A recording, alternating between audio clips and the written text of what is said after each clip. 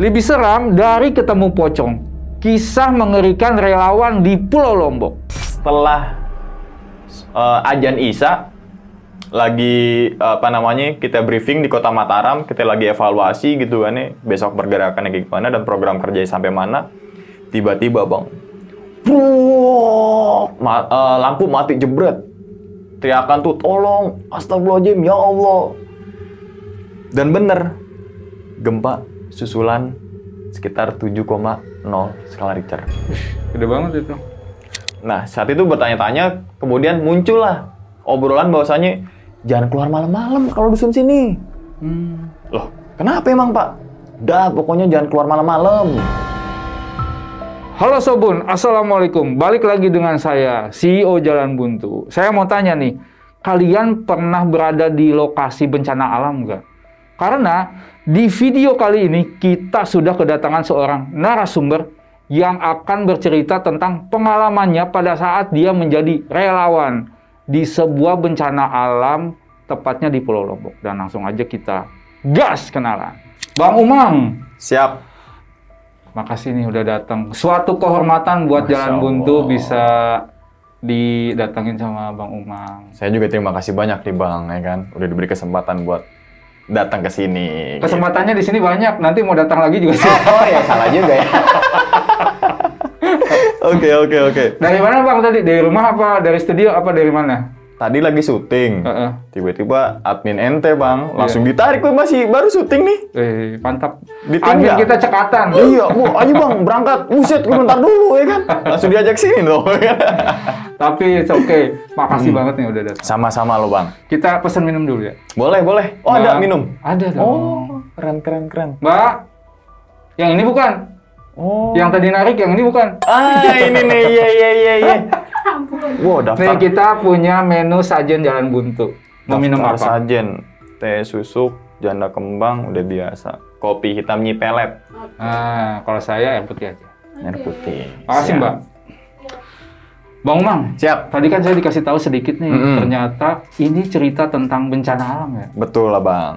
Nah, Abang tuh selama jadi relawan, berapa lama nih di sana? 1,5 bulan lah. Alasannya kenapa sih? Kalau ditanya alasannya gimana ya? Sulit Bang untuk dijelasin. Intinya adalah panggilan hati sih, udah susah. Dalam banget. Itu, kalau tanya alasannya apa, nggak bisa jawab gitu, tapi intinya panggilan hati, nggak tahu kenapa. Tapi memang di sana tuh ada kejadian mistis nggak sih?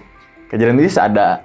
Ada. Nah, selain kejadian mistis, ada nggak kejadian yang paling serem yang Abang alamin di sana? Kalau kejadian serem, tentunya dalam seumur hidup sampai detik ini saya cerita nih Bang. Pas itu gimana rasanya dapat gempa 7,0 skala Richter. Gede banget itu. Di situ udah titik terendah gue dah. Gue kayak nggak tahu. Gitu. Iya, pasrah, dan gue nggak tahu bisa pulang sampai kagak. Di situ sih sebenarnya. Oke. Tahan dulu. Siap. Tunggu sampai kopinya datang. Oke. Nah, buat Sobat Buntu yang penasaran banget dengan ceritanya Bang Umang tentang tragedi ini, pokoknya jangan kemana-mana, tetap di Jalan Buntu.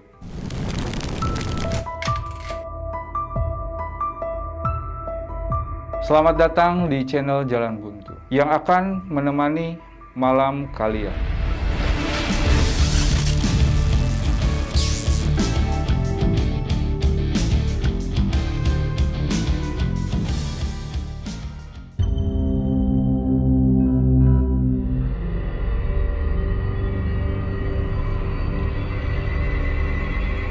Mbak, nah ini dia nih kopinya, tuh kan tumpah lagi dia. Oh iya, maaf ya Bang. Aduh, nggak ikhlas Bang. Iya, cepat juga ya. Iya. Padahal dari Indonesia.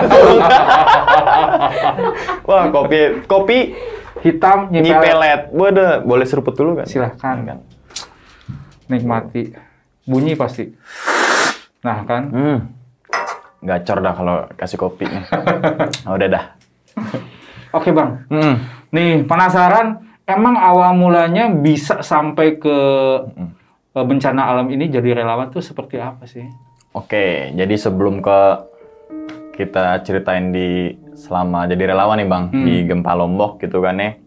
Emang kalau kita tarik mundur, dulu saya punya bukan punya, tergabung dalam sebuah organisasi pencinta alam. Oh. Itu landasan utamanya kenapa kok bisa nyemplung di dalam misi kemanusiaan ini gitu kan ya. Nah, diawali dengan pada tahun 2018, tentunya Indonesia banyak sekali bencana alam. 2018 di bulan Juli, gempa Lombok, terus kemudian disusul sama Palu Donggala, kemudian tsunami Banten di tahun yang sama selang beberapa bulan. Nah, karena kita ngebahas gempa Lombok, jadi kita kerucutin ke Lombok aja nih ya. Oke. Nah, jadi awal mulai tuh saat itu, saya lagi nganter tamu, Bang. Tamu trip gitu kan di Gunung Gede. Tripnya itu tanggal 28-29 Juli. Singkat ceritanya, turunlah dari Gunung Gede itu kan. Ketika di gunung kan otomatis nggak ada sinyal tuh. Begitu sampai base camp, lihat di IG, kok silveran nih. Yang dimana saat itu videonya itu ada longsoran di Gunung Rinjani. Dan itu ditulis gempa berkekuatan 6, sekian skala Richter gitu kan ya. Nah, kemudian setelah nih hoax apa kagak ya gitu kan ya. Nah, kita kan punya grup WhatsApp organisasi nih. Udah rame tuh, penting, mention. Ada yang mau berangkat kan nih? Ada yang mau berangkat kan nih? Berangkat kan nih gitu kan. Tapi tim organisasi kami kayak riset dulu lah seberapa genting sih di sana. Apakah butuh bantuan secepatnya dan sebagainya. Ternyata masih aman. Yang dimaksud aman adalah gempa itu fokusnya kalau nggak salah di Gunung Rinjani doang deh kalau nggak salah. Nah, itu tanggal 26 Juli kalau nggak salah, di akhir Juli deh.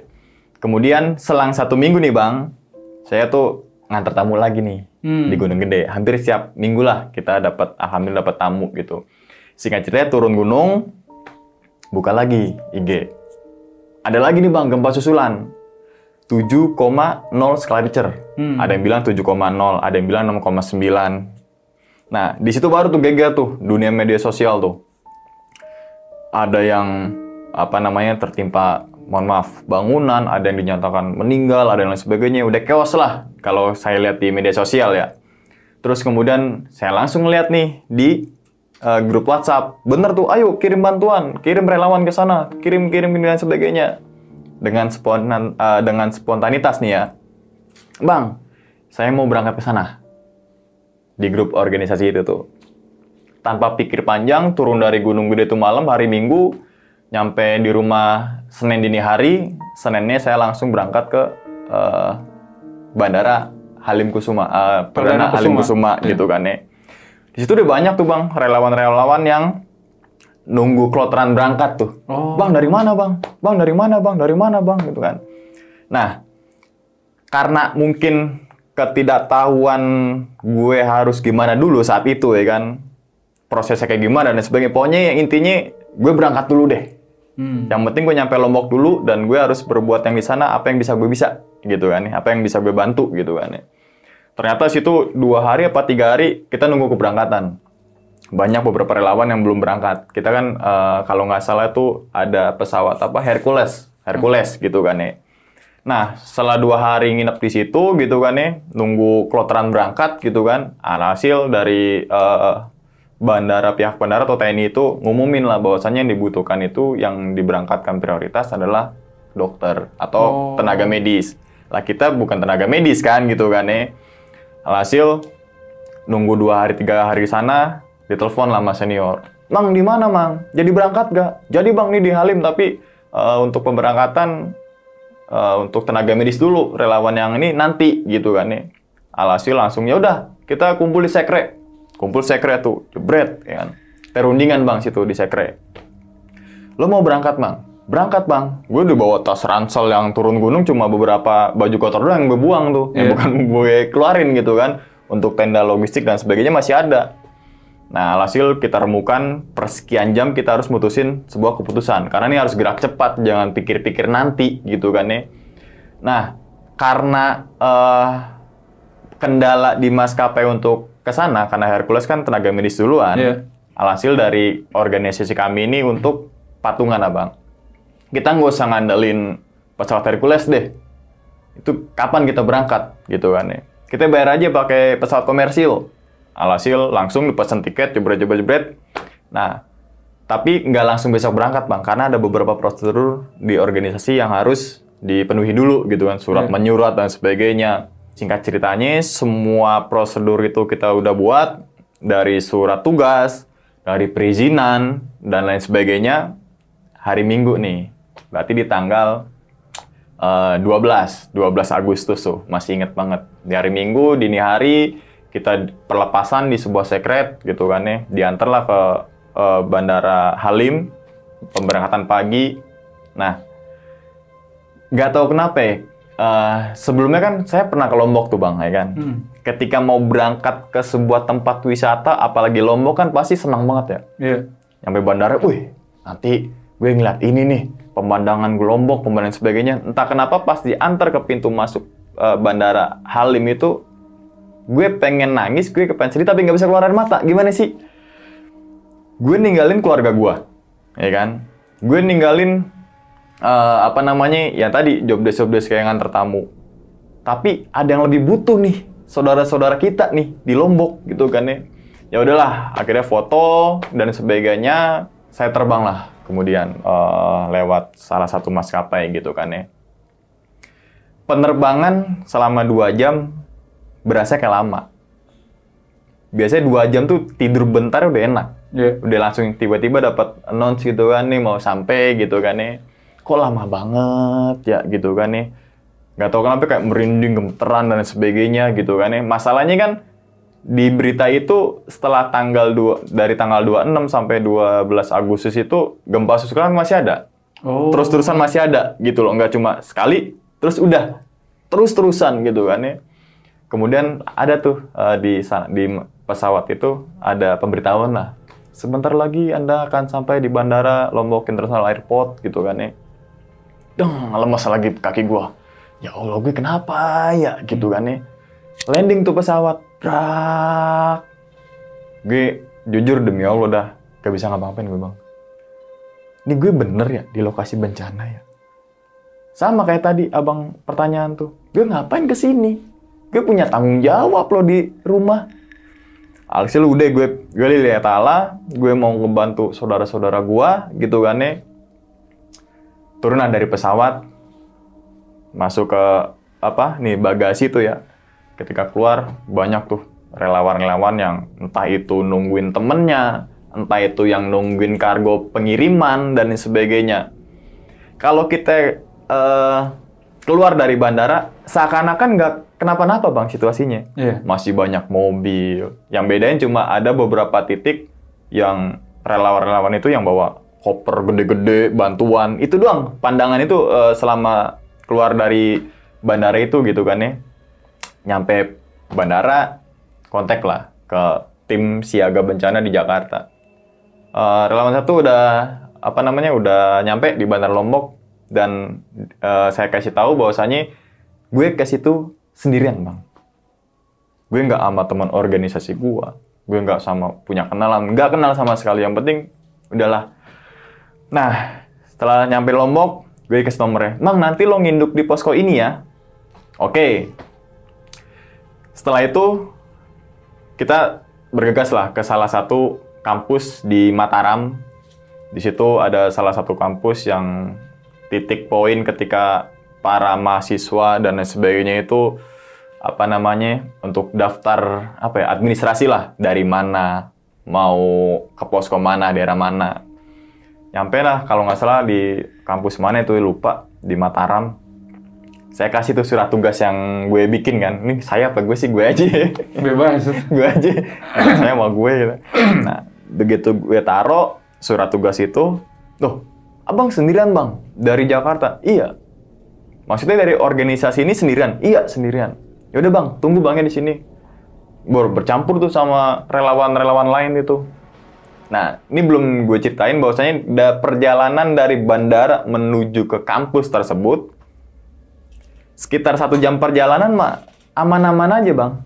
Maksudnya kondisi itu rumah masih kokoh, masih ada beberapa aktivitas masyarakat yang lagi ya sehari-hari lah gitu kan. Setelah sekitar 1,5 jam baru tuh kelihatan tuh terpal-terpal biru di depan rumah. Rumah tampak sepi, tampak kosong dan lain sebagainya. Nah, terus kita sambung lagi nih ke yang di kampus itu. Nah, kebetulan kami diutus untuk menuju ke posko salah satu SAR Muhammadiyah Indonesia, Mapala Muhammadiyah Indonesia. Namanya itu nggak apa-apa saya sebut, ini kan hal kebaikan gitu kan. Namanya SARMI, Bang. SAR Mapala Muhammadiyah Indonesia gitu kan ya. Begitu kita kasih surat tugas di posko induk di salah satu kampus di Mataram, kemudian kami merapat lah, dapat instruksi kan, Bang, merapat ke dekat Islamic Center Mataram. Ya udah Bang, siap, berangkat. Ternyata di situ gue ketemu sama yang musisi Om Richard Tegilis. Jadi kita satu posko tuh di situ. Adalah salah satu tempat di dekat Islamic Center gitu kan. Wah, Om Richard nih gitu kan nih. Terus kemudian ada pimpinan posko kami. Oh, saya ini namanya Om Stun namanya ya. Om Stun dan sebagainya. Nah, begitu nyampe di salah satu tempat itu doang untuk di belakang Islamic Center, gempa tuh gue udah ngerasain, Bang. Cuma berkekuatan kecil lah, 4, sekian. Selang 1 jam ada lagi. Jadi terus-terusan gempa itu susulannya. Nah, singkat ceritanya pokoknya selama gue di Kota Mataram mungkin lebih dari 10 gempa lah yang gue rasain gitu kan ya.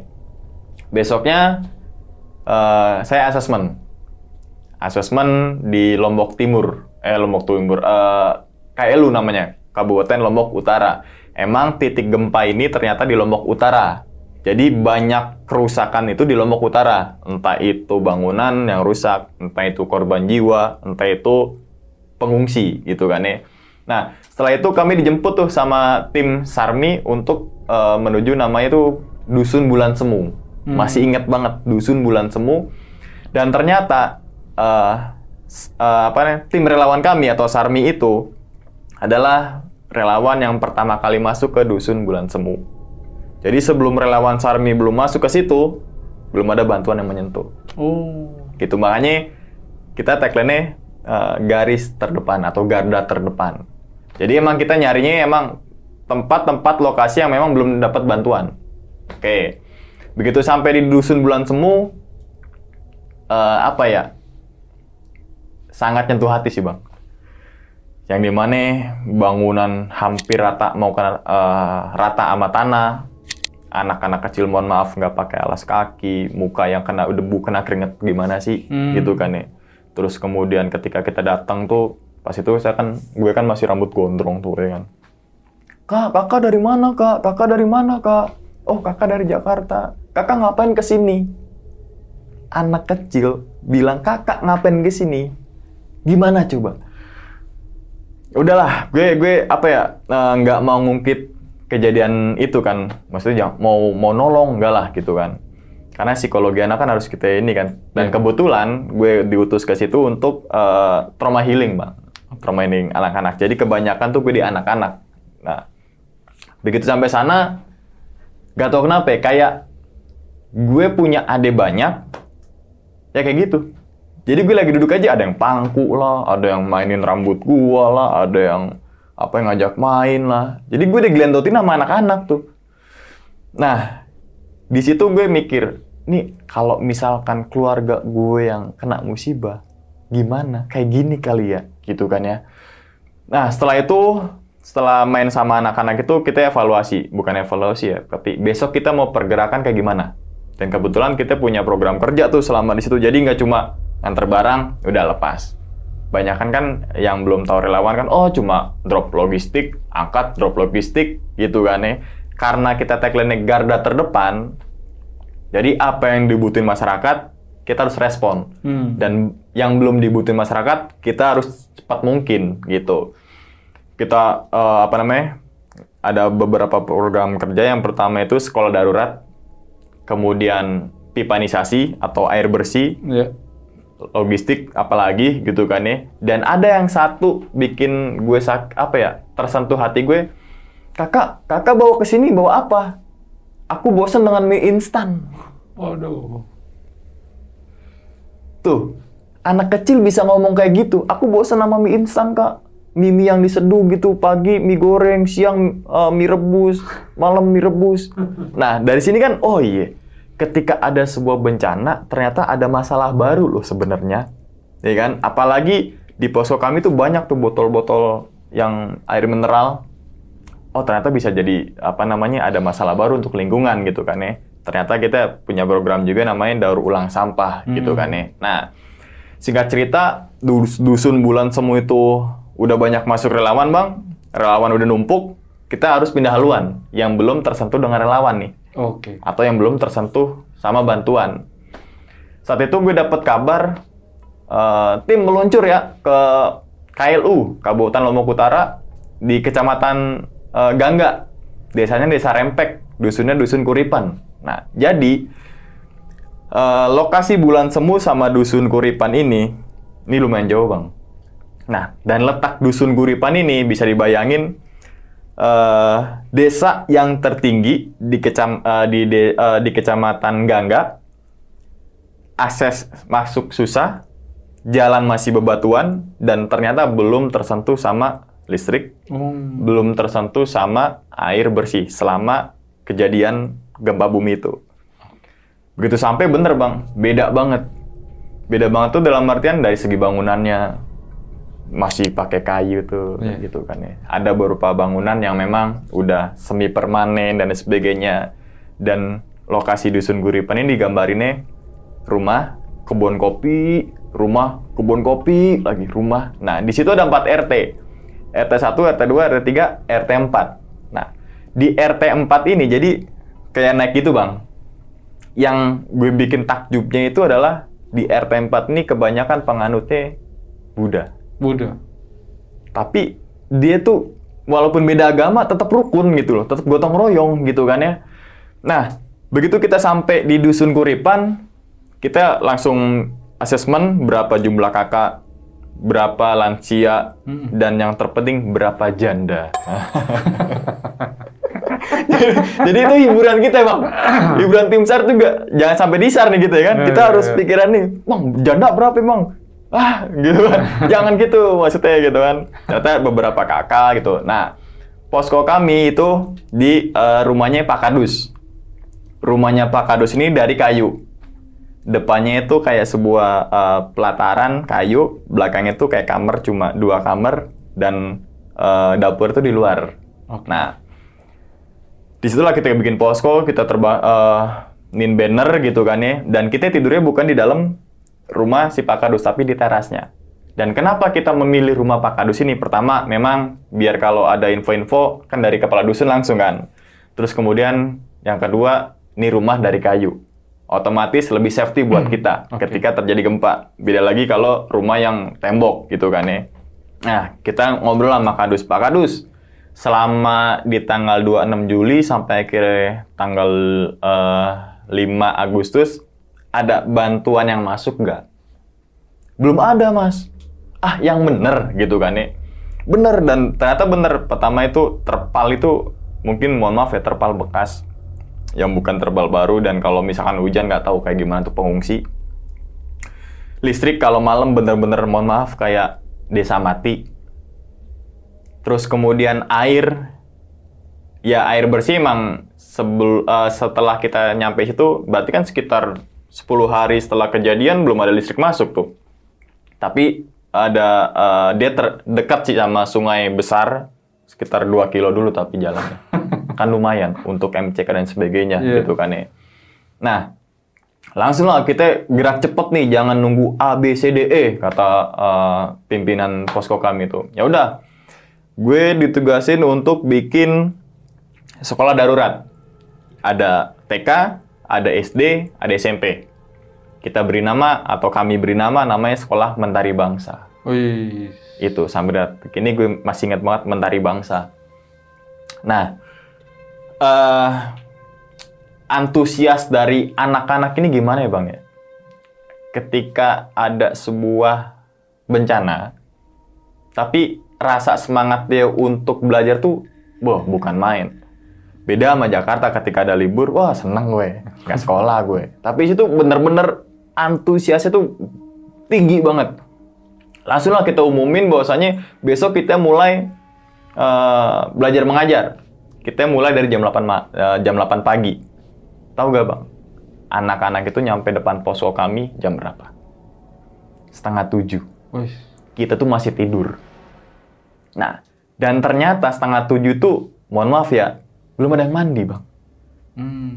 Yang penting gue berangkat, gue belajar masalah apa yang ada di tas ini, yang ada aja dibawa nih. Nah, alhasil poin tiap hari tuh, kalau pagi sekolah darurat kita jadi pengajar gitu kan ya. Terus sorenya kita ngasih trauma healing ke anak-anak. Lebih cepat lagi, King Kong badannya besar, tapi kakinya pendek. Lebih aneh binatang bebek, lehernya panjang, kakinya pendek lagi. Dan siang menuju sore kita asesmen. Kita nyari bantuan juga ke posko yang di Mataram, bahwasanya kami ada di lokasi sini ya. Kami butuh bantuan ini, siapa tahu dikirim sama BNPB atau mungkin Basarnas gitu kan ya. Nah, pada hari itu sekitar 1 minggu gue berangkatlah ke Kota Mataram. Untuk apa? Untuk belanja logistik. Karena kan gue harus punya data dulu keperluan pengungsi apa dan sebagainya. Turunlah gue ke Mataram. Gue inget banget setelah Ajan Isya lagi kita briefing di Kota Mataram, kita lagi evaluasi gitu kan ya, besok pergerakannya kayak gimana dan program kerja sampai mana. Tiba-tiba Bang, lampu mati jebret. Teriakan tuh, tolong, astagfirullahaladzim, ya Allah. Dan bener, gempa susulan sekitar 7,0 skala Richter. Gede banget itu. Persekian detik gue mikirin apa? Yang di rumah, Bang. Gue bukan mikirin gue harus lari gimana. Yang lain pada lari nggak kayak gimana ya? Gaduh lah, chaos. Ada yang nabrak sini jebret, ada yang sono, ada yang sebagainya gitu kan nih. Orang motor lagi standarin jatuh, orang lagi jalan aja harus pegangan tembok gitu kan nih. Nah, dari situlah yang tadi dibilang keadaan listrik mati, teriakan di mana-mana, sinyal loss. Terus kemudian adalah namanya di lokasi bencana Bang ya, ada aja tuh orang-orang memang menyebar berita-berita hoax lah. Tsunami gitu kan nih. Sedangkan posisi gue tuh kalau di Mataram dekat banget sama laut lah. Lombok kan dikelilingi sama laut. Iya. Paling sekitar berapa kilo, misalkan beneran tsunami, gue lari kemana? Sedangkan gue posisinya bukan di area pegunungan, bukan di area perbukitan, gue di kota. Langsunglah saat itu sekitar 1 jam, yang tadi masyarakat lagi duduk pinggir jalan kayak lagi ngelamun gini aja. Ada yang ya dari pikiran atau tatapan itu kosong Bang. Langsung Bu, ayo Bu, jangan di sini Bu, masuk rumah Bu, atau masuk pengungsian gitu kan ya. Nah, langsunglah dapat sinyal tuh kita. Kabar di Mataram gimana?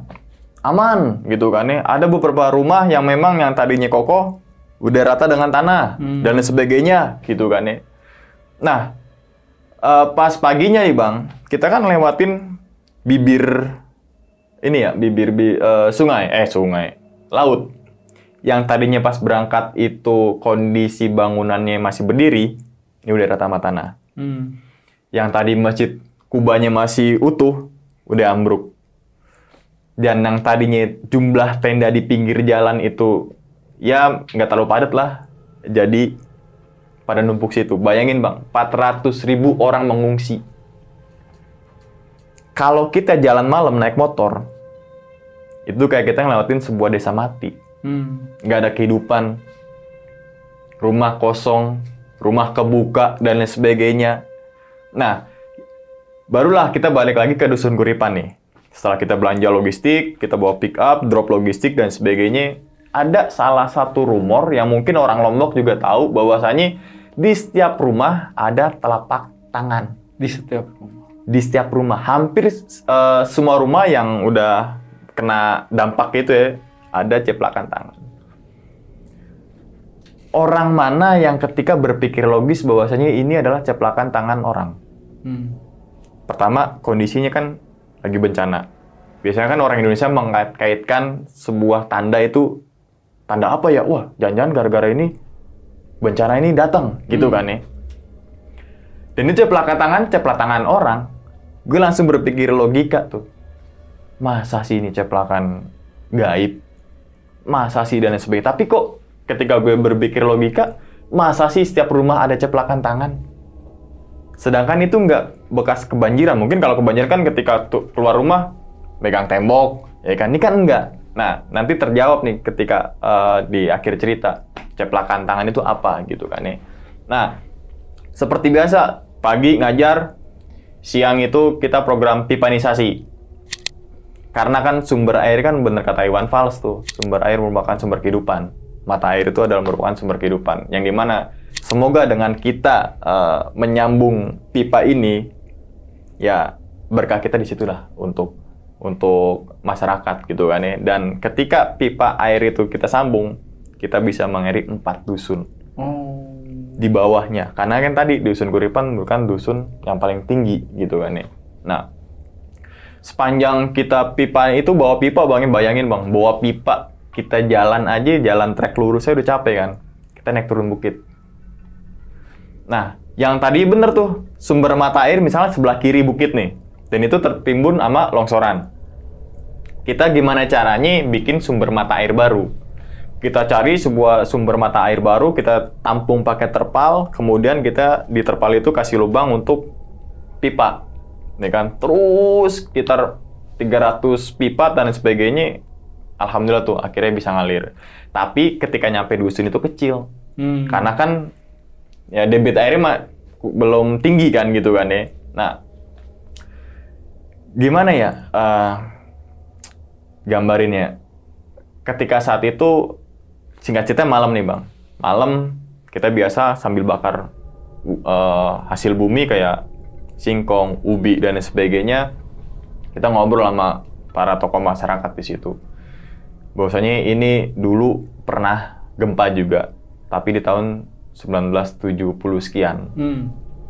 Dan kenapa sih dalam obrolan itu tuh, gempa besar itu selalu di malam Senin? Cek deh, tanggal 26 Juli 2018 hari Minggu. Tanggal 5 Agustus 2018 hari Minggu dan malam Senin. Kenapa sih ini selalu gempa besar tuh di malam Senin atau di hari Minggu? Tanda tanya besar. Kalau gempa susulan, wah tiap hari. Kadang kita selalu ngecek kan bawa HP tuh, oh 5,0, oh titiknya sekitar 30 kilo nih dari lokasi kita gitu kan ya. Nah saat itu bertanya-tanya, kemudian muncullah obrolan bahwasanya jangan keluar malam-malam kalau dusun sini. Loh, kenapa emang Pak? Udah, pokoknya jangan keluar malam-malam gitu kan ya. Saat itu kan listrik belum masuk nih. Yang dimana kalau malam kita listrik itu cuma di pengungsian itu untuk bohlam, untuk penerangan, kemudian di posko kami untuk ngecas alat-alat HT dan sebagainya. Dan itu pakai genset. Listrik benar-benar belum masuk. Nah, singkat ceritanya, setelah bakar-bakar ubi, udah Pak ya, saya pamit gitu kan ya. Soalnya kan lagi saya mau ngajar lagi nih. Ya udah hati-hati Mas, ya pamit lah, tidur gitu kan ya. Ini lucu juga sih saat momen tidur ini nih. Jadi ada salah satu relawan dari salah satu kampus gitu ya, Muhammadiyah di Jakarta. Saat itu sama kami gitu kan ya. Lagi malam-malam bang tidur bang.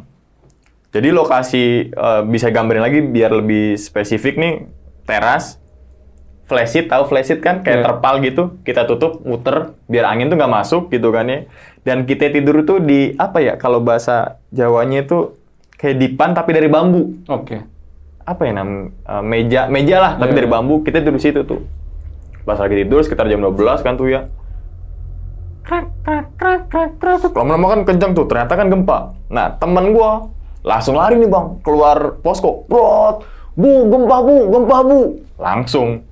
Lo relawan jangan kayak gitu, jangan takutin orang. Kan nggak boleh. Harusnya relawan tuh bikin tenang pengungsi. Bukan malah, bu, gempa bu, keluar bu. Itu kan salah maksudnya. Relawan tuh harus yang dimana bikin tenang pengungsi, bukan malah bikin panik pengungsi. Kan gitu. Akhirnya, iya, sorry gue. Soalnya di Jakarta kan nggak ngerasain kayak gini gitu ya. Yaudah, oke, ya kan. Oke deh tuh, gondrong doang lo. Jadi kita bertiga gondrong tuh. Ya kan? Nah, kemudian setelah gempa itu mules nih bang, mules. Waduh, Saat itu kan, mohon maaf ya, toilet belum ada. Karena program emergency toilet kita belum berjalan. Barang-barangnya masih tertahan di Bali gitu kan ya. Otomatis kalau mau BAB ada 2 pilihan. Pertama di sungai, kedua di kebun.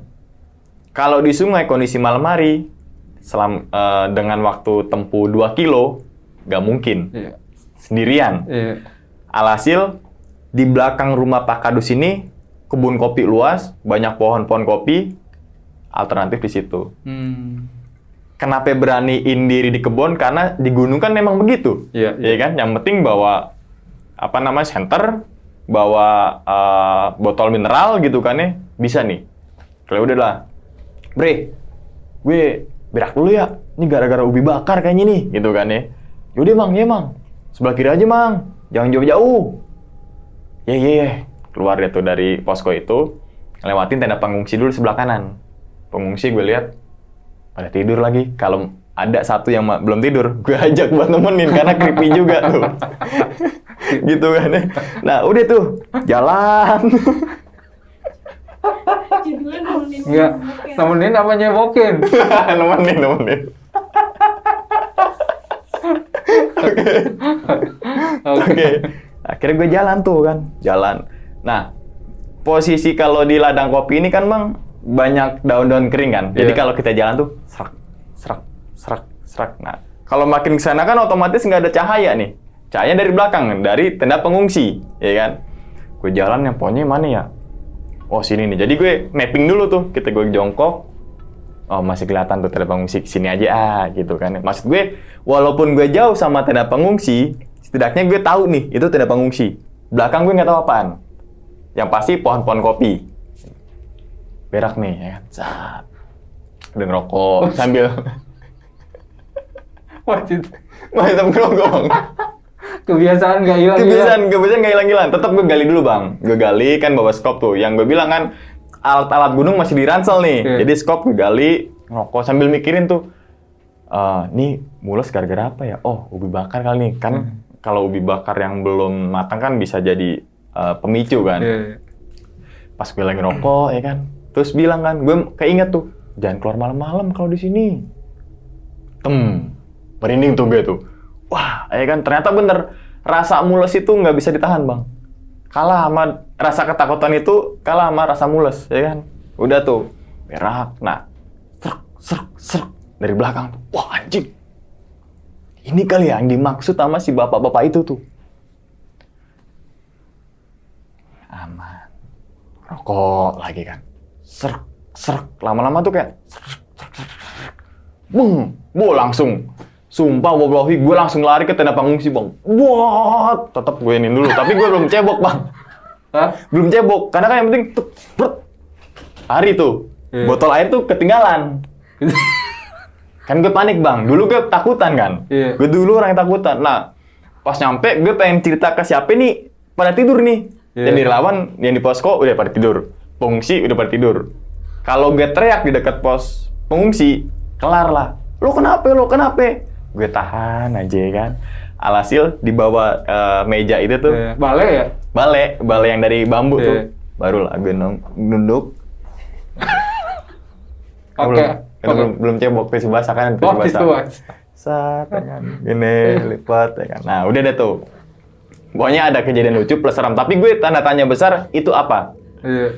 Mungkin kalau logikanya itu ular. Ya kan? Kita mulu nih. Iya, tisu basah itu celananya nggak ganti ya? Enggak. Tapi kalau misalnya gue cek kayak nempel dikit deh. Gitu bang. Nah, ya kan. Nah, setelah itu ya kan pagi nih. Pagi sama aktivitas biasa. Gue trauma healingin anak-anak. Kita senam dulu sebelum proses belajar mengajar gitu kan ya. Singkat ceritanya malam lagi nih. Pokoknya hampir tiap hari tuh kegiatan kayak gitulah. Terus berulang selama 1,5 bulan. Nah, pas malam gue disuruh beli apa gitu ya, lupa ke Mataram atau ngambil apa gitu. Jalan malam-malam nih bang, pakai helm SAR tau gak, yang cuma segini tuh, gitu kan nih. Sendirian, karena gue sampai hafal banget tuh, walaupun sendirian, wah pede dah, malam-malam. Dan malam-malam tuh ada di beberapa titik yang memang terang, ada beberapa titik memang gelap. Jadi bisa kebayangkan jangan jalan naik turun seorang diri gitu kan ya. Nah, pas lagi gue turunan sebelum ke arah Kecamatan Gangga, kan namanya naik motor, lampu motor yang warna kuning kan agak samar-samar ya. Wah, di depan ada orang pakai bambu nih bang, ya kan? Wah, anjing, apa nih? Begitu deket jebret, gue mau dihantem. Ush. Sangkanya apa? Sangkanya tuh gue maling. Oh. Jadi ternyata di situasi bencana kayak gitu, ada beberapa oknum yang apa namanya mengambil kesempatan untuk ya tadi begal, mohon maaf ya. Ini oknum loh ya. Terus kemudian rumah dimalingin dan sebagainya. Kan dengan bahasa Lombok tuh pas gue dihadang gini kan, mau kemana? Gitu kan. Mau Mataram pak. Kamu dari mana? Untungnya kan helm gue helm SAR kan. Iya. Saya SAR pak. Buka nih pak SAR. Jaketnya buka. SAR pak. Oh, kirain saya tuh warga sini mas. Atau mungkin bukan warga sini yang memang banyak banget kejadian motor hilang di pos pengungsian. Gila gak orang yang ngambil motor di pengungsian? Orang lagi kena bencana, hartanya dijarah. Oknum loh ya, berbicara oknum. Nah alhasil ya udah mas, lain kali kalau bepergian malam-malam jangan sendirian, berdua. Takutnya tadi ada yang pura-pura masyarakat gini, takutnya jebret, ya kan? Tapi sebenarnya masyarakat Lombok tuh baik-baik banget. Ini oknum-oknum aja. Nah, begitu sampai di Mataram, kita laporan ke teman-teman Om Richard, ya, bahwasanya kami di sana butuh yang namanya ini dan sebagainya. Alhasil kemudian di posko itu follow up lagi lah. Jadi kita terbagi mekanismenya. Yang di lapangan, fokus di lapangan, butuhnya apa, oper ke Mataram, nanti Mataram yang nyiapin. Jangan, pokoknya kami nunggu bantuan aja, udah gitu kan ya. Karena terus berulang kejadian kayak gitu, ada ada beberapa lagi. Maksudnya tuh, ada momen yang dimana kita dapat laporan ketika ada gempa susulan, ada warga yang ketimpa puing. Yang dinyatakan hilang. Nah, saat itu kita cross-check kan. Cross-check, oh bener gak nih, dan sebagainya. Udah, mau bener apa kagak, yang penting kita berangkat dulu. Mikirnya nanti dah. Udah kita berangkat, pakai kendaraan khusus gitu kan, ke lokasi titik yang dimana diduga ada masyarakat yang tertimpa longsoran dan dihilang itu. Kita nyampe. Dah. Begitu nyampe bang, ekspektasi ketika turun mobil, jebret. Kita udah siap nih dengan pelatan kita. Mana longsorannya? Mana tebingannya? Ternyata dari situ jadi pembelajaran sebenarnya buat gue dan yang lainnya tuh bahwasanya harus riset dulu. Dan ternyata ada beberapa oknum yang memang sengaja untuk mengkeoskan suasana. Jadi seakan-akan sini ada orang tertimpa nih, sini ada orang ini nih, sini ini nih. Kayak gitu tuh. Dari situ wah, salah nih kita ya. Gitu emang kecerobohan kami, bukan kecerobohan, yang penting kita gerak cepat dulu deh, apa yang kita bisa bantu kita turun kan gitu kan ya. Nah kemudian karena nihil gitu kan ya, kita balik lagi nih ke Dusun Kuripan. Pokoknya bisa ngebayangin kita tidur tuh jam 2 pagi, jam 6 harus bangun, aktivitas berat dan sebagainya, terus kayak gitu, istirahat kurang 1, capek banget. Batin, kalau batin enggak lah, malah seneng gitu. Nah, suatu ketika kita diajak nih sama warga di RT itu, Mas, nanti malam kita hadir ya ke acara RT 4. Dia bilang RT 4. Ternyata RT 4 tuh yang tadi, Buddha. Oke. Di situ ada acara tuh. Acara apa emang Mas? Apa gitu lupa. Kalau ke sana pakai sarung tapi jangan pakai cawet. Cawet? Baju? Bukan. Terus apa? Celana dalam. Loh. Kebetulan. Masih kotor. Masih kotor kan? Belum cuci nih. Gitu.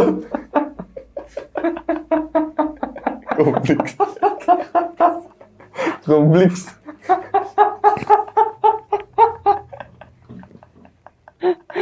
Aduh. Gitu kan.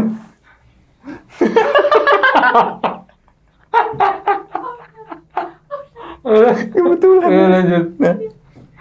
Nah, gue bingung.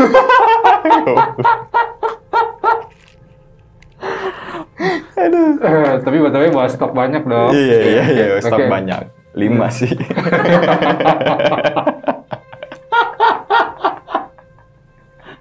Sehari cuma sekali tuh ganti, nggak 2 kali. Side A, side B. Iya, depan belakang. Nanti agak coklat gitu ya. Kita ngebahas info. Oke, tapi itu sisi lain dari relawan kan, dari Oke. orang lihat, wah gagal banget ya, nggak ada capek relawannya. Tapi kan sebenarnya dia memendam kayak gitu. Oke, begitu jangan pakai cawut apa ya, gitu kan ya. Nah saat itu memang karena tiba-tiba ada warga yang memang minta untuk cek kesehatan, gue nggak ke sana lah. Ternyata di situ gue belajar tuh di lokasi bencana gimana gue bisa bantu orang lain. Dan gue tahu budaya orang lain, budaya agama lain. Kayak gini loh, rukunnya kayak gini loh. Walaupun beda agama, tapi digotong royong loh ketika ada sebuah bencana gitu kan nih. Nah, terus kemudian pokoknya terus berulang kayak gitu. Ada satu kejadian lagi yang dimana, menyayat hati gue lah. Ketika saat itu ada kelas namanya mitigasi bencana gitu kan. Ketika sama adik-adik nih. Adik-adik, kalau ada bencana, yang pertama kita lakuin apa? Gitu kan ya. Pertama kan, ya udah, makanya ada lagunya kan. Kalau ada gempa, lindungi kepala, gitu kan. Kalau ada gempa, masuk kolong meja, gitu kan ya. Kalau ada gempa, jauhilah kaca, gitu kan ya. Bersiap lari menuju ke lapangan, gitu. Akhirnya kita terapin, oh, jangan tutup kepala, Kak. Masuk kolong meja, Kak. Jauhi kaca, Kak, gitu kan ya. Lindungi kepala. Kalau ada gempa, jauhilah kaca. Kalau ada gempa, bersiaplah hati. Saat itu kita apa ya? Kak, aku mau cerita, Kak. Cerita apa? Pas kejadian gempa.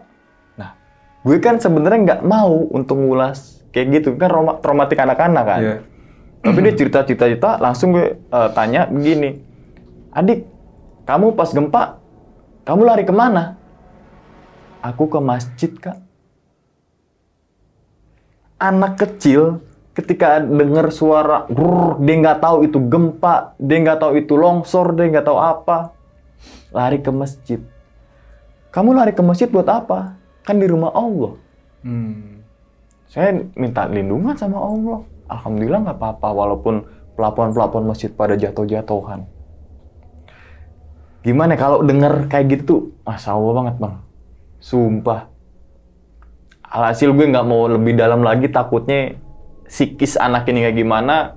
Nah, ini yang bikin titik terendah gue pada saat Idul Adha. Momen Idul Adha di tahun 2018 kan tepatnya di bulan Agustus, Bang. Ada sebuah masjid, dalamnya udah berantakan, nggak mungkin kita manfaatin lagi untuk sembahyang dan sebagainya. Alhasil di belakang masjid ada pekarangan, kita bikin namanya masjid darurat. Untuk apa? Untuk persiapan menyambut Idul Adha. Oke. Gue gelar, sajadah, gue pasangin terpal, mimbar masjid gue taruh di luar dan sebagainya, sama teman-teman yang lain juga gitu kan ya.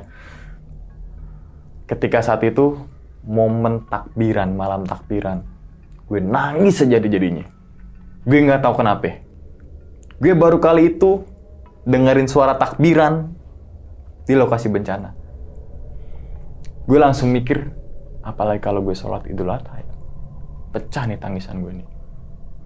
Singkat ceritanya pagi itu kayak gimana, Bang ya? Itu kan baru kena bencana alam ya, kena gempa bumi. Rumah tuh udah ambruk dan sebagainya. Tapi ketika momen Idul Adha itu, kita kayak seakan-akan udah lupa dengan bencana yang kemarin. Orang dengan riang gembira pada ke masjid, dan sampailah ketika di masjid, gue kayak ngerasa, oh, ini titik terendah manusia. Gue nggak tahu kalau misalkan gue nggak datang ke lokasi ini. Gue nangis sejadi-jadinya saat khutbah itu berlangsung, masyarakat di situ juga nangis banget. Kita berdoa ya di apa ya, titik terendah mungkin seluruh warga Lombok saat itu. Nah, udahlah, nggak mau lebih dalam lagi masalah titik terendah manusia itu. Alhamdulillah kita dapat bantuan salah satu yayasan, dikirim 2 ekor sapi. Wih. Yang tadinya nangis bang ketika di masjid darurat, begitu keluar masjid mereka seneng banget. Kayak capek selama berminggu-minggu, sehari cuma tidur 4 jam tuh kayaknya udah terbayar gitu. Gue nggak bisa ngomong capek, gue nggak bisa ngeluh. Justru gue ke situ untuk ngasih support. Kalau gue ke situ untuk ngadu nasib, gue capek. Apalagi saudara-saudara kita di sana, kan gitu. Hasil kita bagiin rata dan sebagainya. Malamnya kita panggil teman-teman musisi dari Om Richard Tegilis untuk konser mini, untuk menghibur warga situlah gitu. Alhasil Om Richard datang ke situ, menghibur masyarakat. Alhamdulillah tuh. Kayak kan kita bisa ngelihat kesedihan orang kan dari pertama, apalagi tiap hari bang kita. Pagi ketemu sama ibu ini, siang ketemu sama ibu ini dan sebagainya. Gue tahu, udah mulai bangkit nih secara kesedihannya gitu kan ya. Maksudnya udah nggak terlalu sedih banget. Nah ini kalau menurut gue gempa di Lombok ini masa kayak rehabilitasi atau lain sebagainya tuh pemulihannya sangat lama bang. Karena kenapa? Gempa susulan terus bang. Oh. Berbeda dengan misalkan Jogja. Jogja sekali gempa jeder. Udah. Yang tadi masyarakat trauma tuh udah hilang. Langsung masyarakat bisa beraktivitas kembali. Perekonomian udah jalan. Ini susah. Makanya kenapa 1,5 bulan di sana? Karena masa pemulihan lama. Begitu masyarakat udah udah happy, udah sebagainya. Lagi. Begitu bangunan udah jadi, bangunan darurat udah jadi, masyarakat nggak mau, lebih milih untuk di tenda pengungsian yang beralaskan terpal, beratap terpal. Nah, terus kemudian ada salah satu momen lagi, saat itu di calling lagi, Mang, luncur ke tim harus luncur ke Lombok Timur atau Lotim, namanya tuh Desa Sambelie, masih ingat Pak? Desa Sambelie. Oke, siap. Kebetulan di situ kita dapat support dari salah satu perusahaan konstruksi. Dia nyiapin tandon air, dia nyiapin pipa, dan dia nyiapin beberapa ratusan paket untuk kebutuhan itu. Kita jalan, singkat cerita kita sampai di Sambelie. Desa Sambelie Dusun Sambelie di Lombok Timur. Begitu sampai, Bang, anak kecilnya bener-bener kayak ketika ada masyarakat baru atau relawan yang baru, di situ dia mengharapkan, Kak, ada air nggak Kak? Aku haus Kak. Nanya lah, emang di sini kamu belum minum gitu kan ya? Ini kan ada sumur bisa nggak? Lihat aja Kak, bener sumur tuh kering. Sumur kering karena kenapa? Bukan karena emang lagi musim kemarau dan sebagainya. Aliran sumber mata air kan ketutup karena longsoran dan gempa kan. Nah, di situ ketika anak-anak lagi main bola, gue megang air mineral dikit tuh. Kak, aku minta airnya kayak aku haus. Ya, Dek, silakan. Per sekian detik gue mikir, oh, ternyata ini ya fungsinya air sebenarnya. Oh, gue ketika di kota jangan ngabisin 1 botol itu. Kadang setengah botolnya gue langsung buang. Iya. Oh, ternyata sisa 1 nasi di piring aja sangat berharga ketika kondisi kayak gini. Oh, ternyata kayak gini. Oh, ternyata, banyak tuh pertanyaan muncul yang gue harus, titik balik gue lah sebagai manusia gitu. Udah pendistribusian udah selesai, balik lagi kita Dusun Keripan. Pokoknya terus sambil nyari-nyari tempat lokasi baru. Dan ternyata ketika kita mencari lokasi baru, itu udah tercover semua Bang sama relawan lain. Makanya bisa dibilang relawan paling banyak ketika di gempa Lombok. Karena kan gempa bencana alam itu kan udah lama terjadi, baru terjadi lagi gempa Lombok dan itu sangat besar. Bayangin aja, yang tadi 400.000 pengungsi, 1.000 sekian gempa susulan, 400-an orang meninggal, gimana nggak jadi sorotan? Kan gitu. Bahkan gini, gue bikin sebuah video sama anak-anak, isi video itu kayak gini, Pak Jokowi, tolong status bencana di Lombok menjadi bencana nasional. Pak Presiden, kenapa bencana gempa bumi yang menimpa kami di Lombok statusnya belum jadi bencana nasional? Tolong Pak Presiden. Karena kenapa? Kalau bencana nasional, tetapin bencana nasional nih ya, bantuan dari negara asing itu banyak. Oke. Jadi cepatlah tercovernya gitu. Kalau bantuan pemerintah kan, bahkan banyakkan bantuan dari yayasan swasta ketimbang ya kan? Iya. Gitu loh.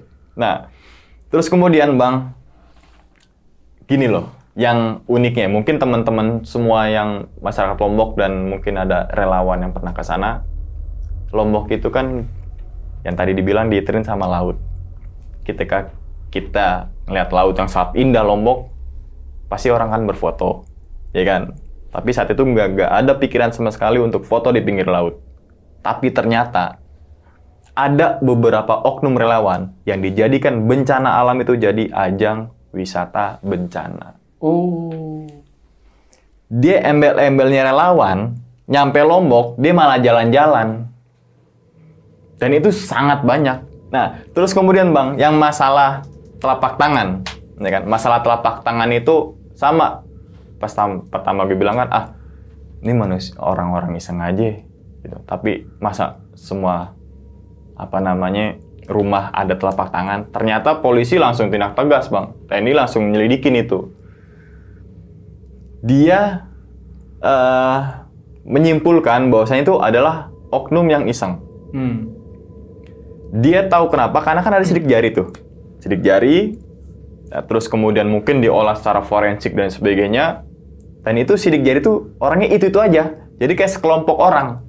Ternyata cap tangan di dinding itu, kalau kata menurut kepolisian ya, itu kayak tanda ini rumah kosong nih. Lo geledah dari dalam sini nih. Begitu. Gila gak? Orang yang nggak tahu kan sangkanya ini tanda-tanda sebuah misteri terjadi sebuah gempa. Tapi ternyata itu oknum kayak nandain, kan sempat viral juga tuh. Ada satu rumah dipilok. Ini target. Gitu kan ya. Kalau di Lombok supaya biar, wah ini serem nih, kita harus keluar dari rumah ini. Biar ketika rumah keluar, si orang nggak ada, kita bisa masuk nih. Oknum tuh menjarah apa-apa. Gila gak bisa kebayang ke situ. Orang waras nggak akan berpikir kayak gitu Bang. Untuk ketika ada sebuah bencana dia malah memanfaatkan keadaan. Nah, kemudian sekitar gak berasa lah gue ditanyain sama tim yang di Jakarta, Mang, kapan balik Mang? Surat tugas lo udah kadaluarsa nih. Maksudnya kadaluarsa tuh gue sana seharusnya 10 hari, tapi lo kok nggak balik-balik? Oh. Gue bilang, gue masih betah Bang di sini. Di sini masih butuh bantuan Bang. Alhasil yang di Jakarta buka Open Indonesia lagi dipanjangin, dan gue dibikin surat tugas lagi untuk kayak sekian hari. Lo kalau udah sekian hari pengen di sana, gue bikin surat tugas lagi. Jadi kayak berlanjut. Datang lagi uang. Uang tuh bukan di gua Bang. Jadi duit itu mekanismenya dari Jakarta dikumpulin, transfer untuk kebutuhan yang pengungsi situ. Nah, kemudian ketika 1 minggu sebelum kami pulang, kita kan pasti tuh ditanya sama anak-anak kecil, terutama anak kecil ya. Gue masih banget tahu tuh namanya si Yesi dan sebagainya. Kau Mang kapan pulang? Kau Mang lama ya di sini ya. Kami butuh bantuan Kau Mang. Dan lain sebagainya. Jadi curhat gue tuh sama anak-anak. Ya Kau Mang sih nggak tahu kapan pulangnya.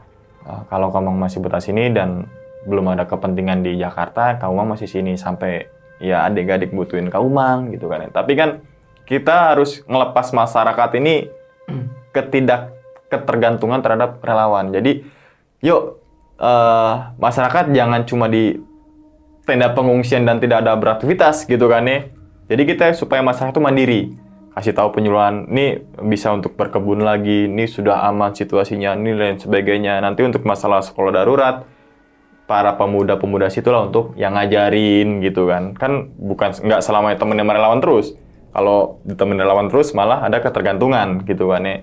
Setelah ngobrol-ngobrol sama anak itu malam seperti biasa bang, kita bakar ubi dan sebagainya. Gue dikasih petua lah di situ. Bukan petua lah, ngasih apa ya, informasi.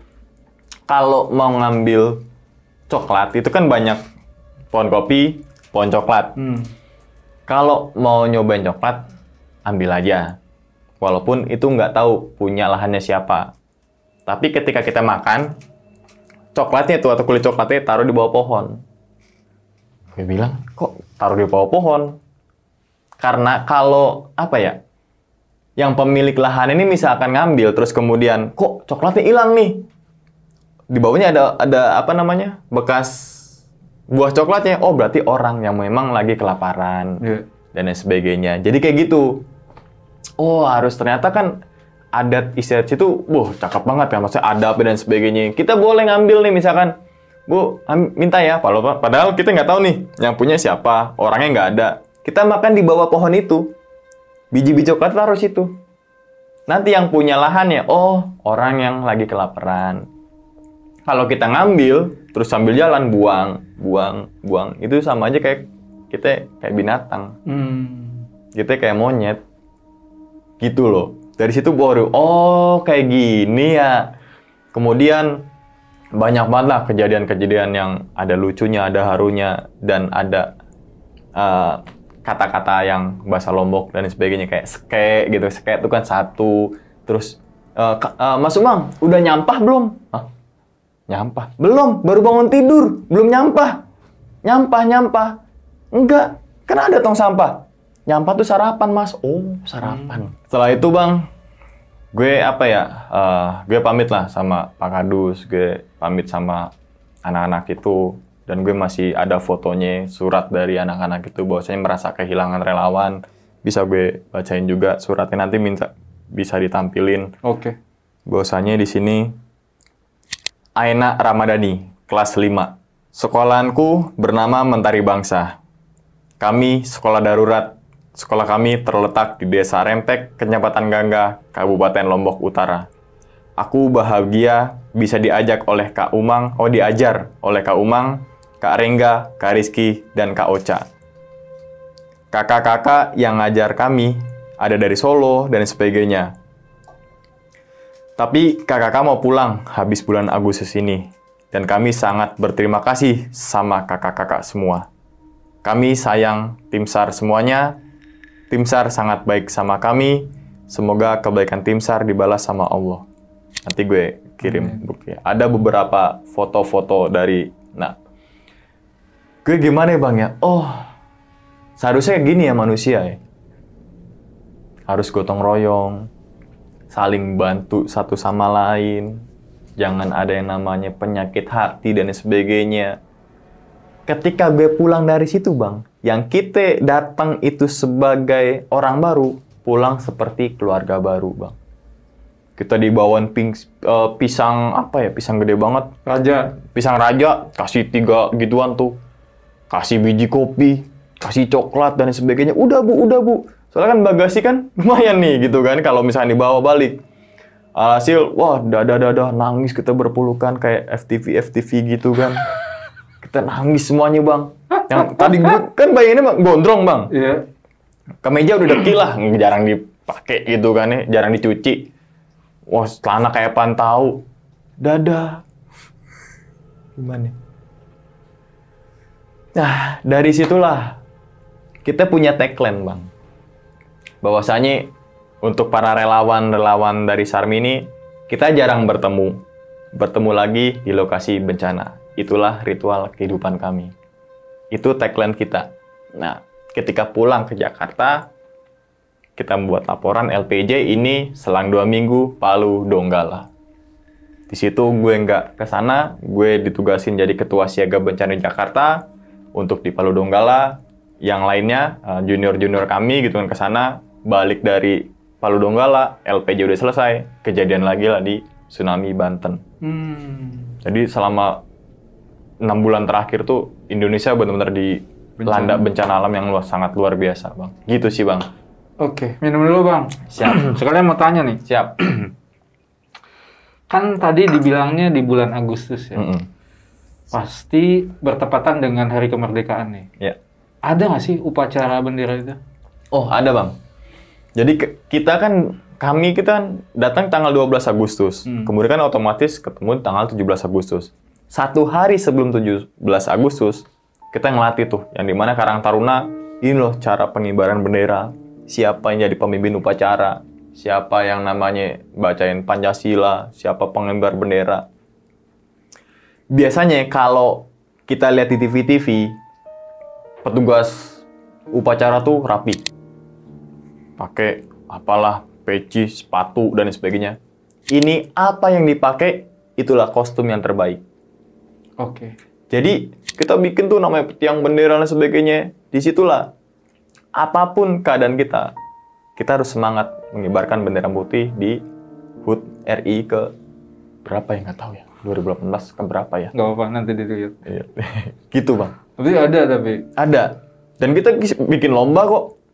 Bikin lomba yang tadi ngelihat ibu-ibu, terutama banyak kan ibu-ibu dan anak-anak ya, yang ketika kita pandang lebih dalam tuh kayaknya masih ada rasa traumatik gitu. Kita hibur lah secara yang kita bisa, kita bikin ya lah kayak lomba di sinilah gitu kan.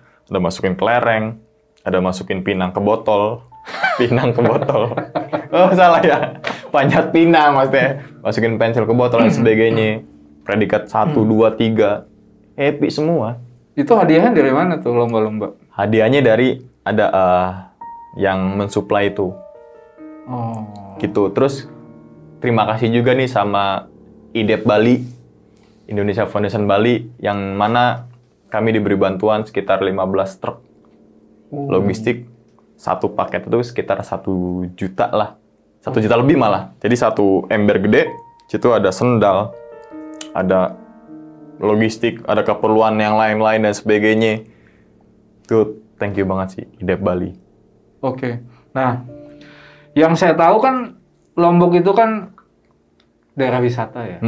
Itu wisatawan gimana nih pada saat bencana alam? Nah, wisatawan ini biasanya kan kalau kita notabene di sebuah wisata internasional kayak Bali, Lombok dan sebagainya, pasti ada tuh ketika jalan ada orang-orang bule dan sebagainya.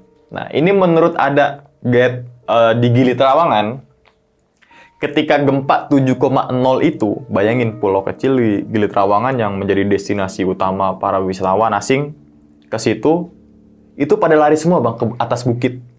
Selama semalaman. Nunggu bantuan jemputan kapal dari Pulau Lombok. Yeah. Dan katanya ada tsunami kecil lah di situ. Jadi yang kena itu cuma di kafe-kafe deket bibir pantai aja tuh. Nah, setelah itu ya mereka pada pulang. Jadi situ nggak banyak wisatawan asing sebenarnya ketika ya mungkin sebelum kejadian banyak. Karena kan dari tanggal 26 Juli, terus susul lagi tanggal 5, susul lagi tanggal 19, mungkin tanggal berapa, mungkin udah clearin nama wisatawan tuh. Dan mungkin juga pemerintah tidak menasionalkan bencana gempa Lombok itu, bukan menjadi bencana nasional. Karena mungkin ketika di label jadi gempa nasional atau bencana nasional, itu kan berarti wisatawan nggak boleh masuk. Yeah. Perekonomian nggak jalan. Karena ini lagi bencana loh. Mungkin itu juga sih. Berarti pada saat bencana itu, setelahnya itu masih ada yang wisata? Masih. Turis-turis internasional? Iya. Mungkin nggak tahu dan sebagainya. Yang ininya kan, apa ya, ini jadi polemik juga sebenarnya. Kan ini udah tanggal 26 Juli, udah kena gempa. Tanggal 5 Agustus, kok masih ada aja wisatawan ke situ? Iya, masih dibuka. Masih dibuka, sebenarnya kan tutup. Ya mungkin perekonomian kali atau apalah. Alasannya gue nggak ngerti kalau masalah itu tuh.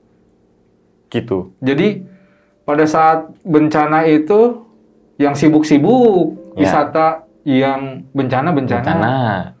Gitu, Bang. Nah, peran pemerintah sendiri gimana nih, Bang? Tadi kayaknya nggak diceritain. peran Yang pemerintah. Ngomonginnya tim SAR aja, relawan aja. Kita kan relawan independen yang tanpa naungan pemerintah ya kan. Ya kan kita punya nih sendiri ya. Ini kalau dipancing ini gue gacor nih. Enggak, maksudnya gini. Iya. Tadi kan abang ngomong ke tempat ini, tempat ini, bantuan. Tapi ada beberapa yayasan yang tadi yang seperti yang dari Bali. Iya. Gitu kan. Nah tadi nggak cerita nih dari pemerintah gimana nih? Kalau pemerintah salutnya dengan TNI. Iya. TNI ketika Koramil di situ kan, ketika kita butuh bantuan, siap laksanakan. Wah, ya kan Pak, kita butuh bantuan satu kompi tuh untuk nganter paralon, siap luncur. Tapi kalau yang maksudnya yang mana nih? Kalau jauh gua, misalkan ada peran pemerintah dan sebagainya, kebanyakan itu bang, fokus daripada relawan yang numplek-blek itu di Kecamatan Gangga bang. Jadi Kecamatan Gangga tuh pinggir jalan raya, nah situ tuh banyak tuh. Tapi dia nggak ada yang belusukan ke atas sana, ke atas kaki Rinjani dan sebagainya nggak ada. Jadi apa ya? Saat itu kan ada tuh penutupan Asian Games. Jokowi kan penutupan di posko pengungsian gempa Lombok kan. Dengan ini saya menutup mau gini lokasi bencana. Ya gue nggak tahu emblemnya kenapa nutup di lokasi bencana itulah. Dan kebanyakan juga ketika ada presiden ke situ, kunjungan untuk menutup Asian Games dan sebagainya, ada beberapa info bahwasanya supply ini jadi susah karena banyak jalan yang di blok kan. Karena kan steril berapa kilo kan tuh, nggak boleh naik kendaraan keluar masuk. Jadi kan kendaraan logistik kan susah mau lewat kemana. Sekitar agak susah 2-3 hari deh. Begitu presiden pulang, aman jaya lagi bantuan. Tapi bukan bantuan dari pemerintah. Tapi kalau pemerintahnya mungkin gue nggak tahu. Ini kan sudut pandang guanya aja. Gitu. Nah, kan di Lombok itu banyak desa-desa tradisional nih. Sasak, Sade gitu. Tahu nggak kondisi pada saat bencana alam tuh kayak gimana desa itu? Kondisinya ya hampir sama, Bang. Tapi nggak dipukul sama juga. Karena kan tergantung dari... Desa Sade itu kan dari kayu dia. Iya. Jadi yang bertahan itu rumah yang justru dari kayu. Bukan dari bangunan-bangunan seperti semen, bata, dan sebagainya. Desa Sade masih bagus. Masih kokoh. Paling miring. Gini kan. Gitu. Makanya, di sini gue mikir tuh. Nenek moyang kita keren juga ya. Mendesain rumah, pakai kayu. Ternyata ketika gempa, dia nggak hancur tuh. Iya kan? Pondasi dulu, kayu. Paling dia kan miring dikit doang. Dan kan ada siku-siku dan sebagainya. Dia saling nguatin. Gitu. Tapi abang kesana ke desa itu? Desa situ. Ada wisatawan yang datang nggak? Kan itu dikhususkan untuk wisatawan. Nggak ada. Nggak ada? Nggak ada. Ada mungkin relawan wisata. Atau wisata relawan yang ke situ. Berarti wisata masih jalan, tapi nggak ada yang wisatawan yang misalkan diajak buat masih bantuan ke bencana, ke tempat bencana gitu. Jadi yang perlu digaris bawah itu bang, titik gempanya itu kan di Kabupaten Lombok Utara.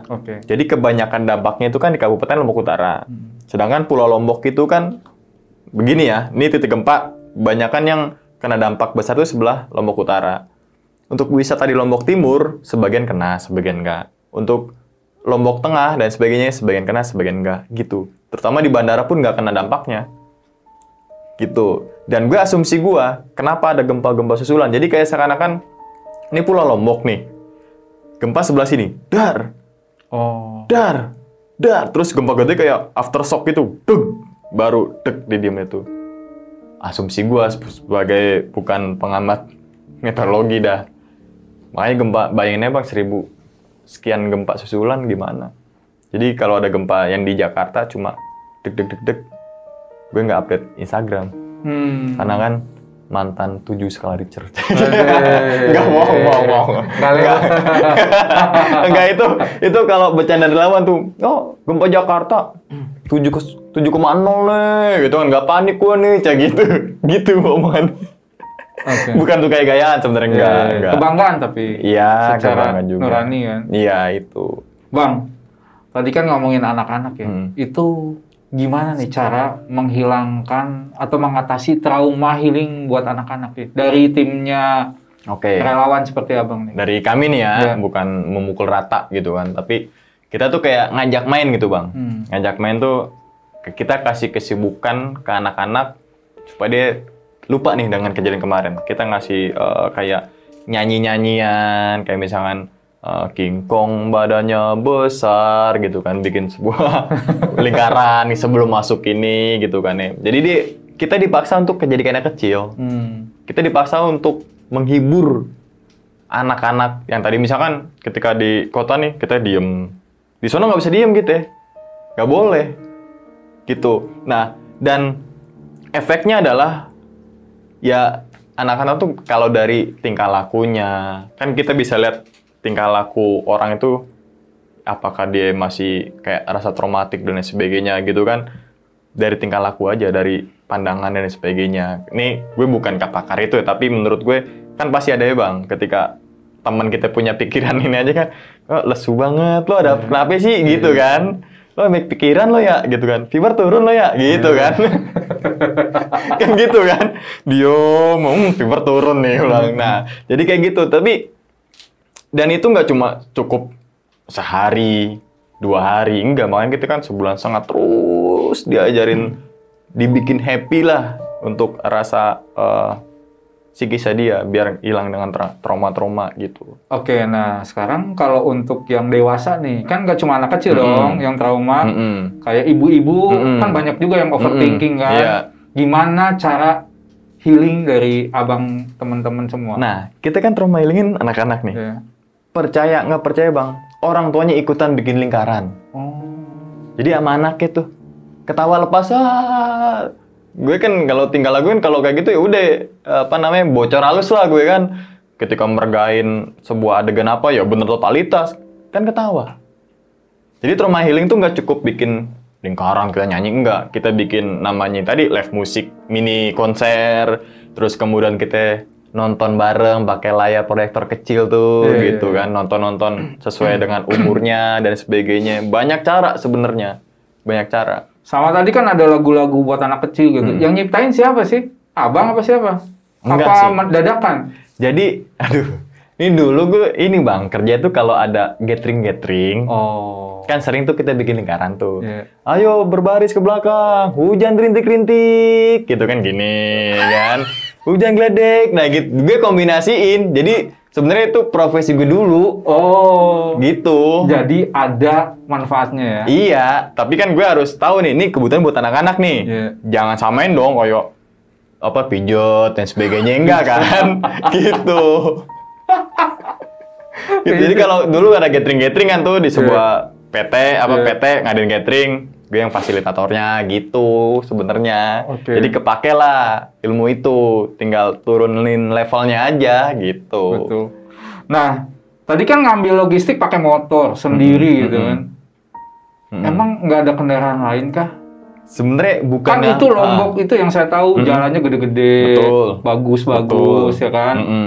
Dan saya rasa banyak kendaraan atau transportasi yang bisa dipakai. Iya. Ya kan? Iya. Angkot aja banyak di sana kan, ya kan? Kendaraan pribadi banyak. Pada kemana mereka? Ada bang. Jadi gue balik turun tuh gue belanja. Ketika kan asesmen, misalnya gue 3 kali sekali untuk belanja tetap gue yang tahu, gue beli ini. Kemudian yang nganter tuh yang dari situ, dari posko yang di dekat Islamic Center. Dia pakai kendaraan ke lokasi kami, gitu. Jadi gue turun ke Mataram itu bukan untuk ngebawa logistik, tapi gue beli logistik, kemudian di drop di posko Mataram, kemudian diantar pakai kendaraan khusus. Gitu sebenarnya. Nah, di Lombok kan kalau nggak salah ada pesantren juga kan? Pondok-pondok tuh. Kondisinya gimana tuh? Nggak kena dampaknya, Bang? Nggak kena dampaknya. Karena kan itu di Lombok Tengah, Pak. Lombok Tengah kalau nggak salah. Itu nggak kena dampaknya. Nggak kena. Ada Lombok Tengah yang dekat-dekat KLU-nya. Mataram aja kalau kita ke Mataram, kayak nggak terjadi apa-apa. Karena itu nggak terdampak. Titiknya kan dekat dengan KLU, Kabupaten Lombok Utara. Yang kena Lombok Utara, Lombok Timur, Lombok Tengah pun sedikit. Mataram, aman jaya. Makanya kita belanja tuh di Mataram. Gitu. Dan ketika belanja di Mataram, biasa terpal ukuran 3x5 kita normalnya 100 sekian ribu, di sana bisa 400 ribu. Oh. Makanya kita beli dari Bali ataupun dari Surabaya. Gitu. Seharusnya kita punya duit 400 ribu. Seharusnya bisa kita 2 atau 3 terpal nih. Yang mendingan gue ke sana. Surabaya. Kita kan punya relasi juga. Kirim. Tapi ada juga beberapa yang ketika misal urgent banget, ya kita beli. Jadi tuh toko material di Mataram tuh masih beroperasi. Minimarket masih beroperasi. Cuma yang tadi Kabupaten Lombok Utara itu yang jadi center point-nya. Makanya pemerintah kan bikin poskonya di Kecamatan Gangga, di rumah sakit Gangga apa gitu situ. Posko utamanya gitu. Bang, ini kan mandi cuci kakus nih. Oh. Jauh 2 kilo. Iya. Berarti bikin sementara dong. Bikin ada apa enggak? Bikin apa? WC darurat? Iya. Kita bikin. Akhirnya kita bikin kan. Jadi kita bikin tuh, kita gali, tanah kedalaman 2 meter. Di atas tanah itu kita kasih besi yang bordes atau apa. Baru dibolongin, kasih toilet jongkok. Jadi, pluk, langsung ke situ. Untuk airnya, kan kalau dari kali kan 2 kilo. Sedangkan kan aliran dari yang kita bikin kan kecil banget. Kemungkinan kalau nyampe di posko kami udah kebagi tuh airnya. Oh. Alhasil di setiap RT itu ada beberapa tandon air. Yang disuplai sama kita punya rekanan untuk nyuplai air itu di dekat tandon air itu. Jadi misalkan BAB, ambil air tandon, keluar, masuk ke WC emergency toilet. Udah deh tuh. Jadi air tuh cuma cukup buat cebok, bukan buat nyiram. Oh. Jadi WC kering. Oke, nah itu tuh di semua tempat-tempat terdampak yang Abang datengin itu ada semua? Ada semua. Ada semua? Ada semua. Sekitar 1 dusun tuh tergantung jumlah masyarakat ya kan. Nah itu adanya itu berapa lama dari setelah Abang nyampe situ? Sekitar 2 minggu. 2 minggu? 2 minggu. Wih, lama juga. Lama. Berarti itu kejadiannya sebelum kejadian Abang malam itu? Iya. Yang ngibrit tiba-tiba? Betul.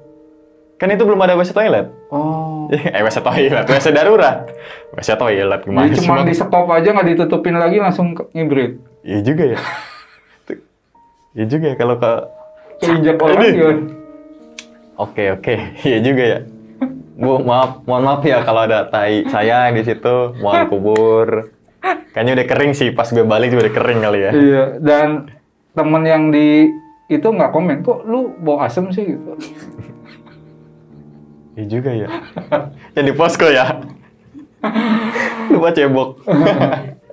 Nah, buat Sobat Buntu nih, buat kalian yang mengetahui informasi tentang bencana alam yang Bang Umang ceritakan barusan, dan mungkin pada saat itu kalian ada di sana, gimana perasaan kalian? Silahkan isi di komentar. Bang Umang, terima kasih banget nih. Wah, tidur dia. Makasih banget udah cerita. Ada mistisnya, ada sedihnya, dan ada lucunya. Yang ngibrit tadi. Ngibrit. Iya sih. Mungkin ini pengalaman yang paling berharga nih. Iya. Dan itu tuh nggak semua orang bisa ngalamin. Dan saya mungkin kalau menjadi warga Lombok udah sangat-sangat berterima kasih nih buat Abang. Bisa mau meninggalkan keluarganya demi orang yang nggak dikenal. Itu salut banget. Mungkin ada yang disampaikan terakhir? Sampainya apa ya? Intinya gue bercerita sini bukan untuk menyombongkan diri bahwasanya membantu sahabat-sahabat kami, saudara-saudara kami, enggak, cuma berbagi pengalamannya aja. Semoga dengan kisah gue banyak masyarakat nonton sana tersadar dengan saling bantu, dengan saling menolong tanpa pandang agama, ras, dan sebagainya. Intinya adalah berbuatlah kebaikan. Walaupun kebaikan kita tidak dihargai gitu. Oke, mantep banget nih pesannya. Oke, Sobat Buntu, jadi itulah pengalaman yang diceritakan oleh Bang Umang tentang sebuah bencana alam. Dan buat kalian nih, jangan pernah lupa, jangan pernah bosan buat tonton terus video-videonya Jalan Buntu.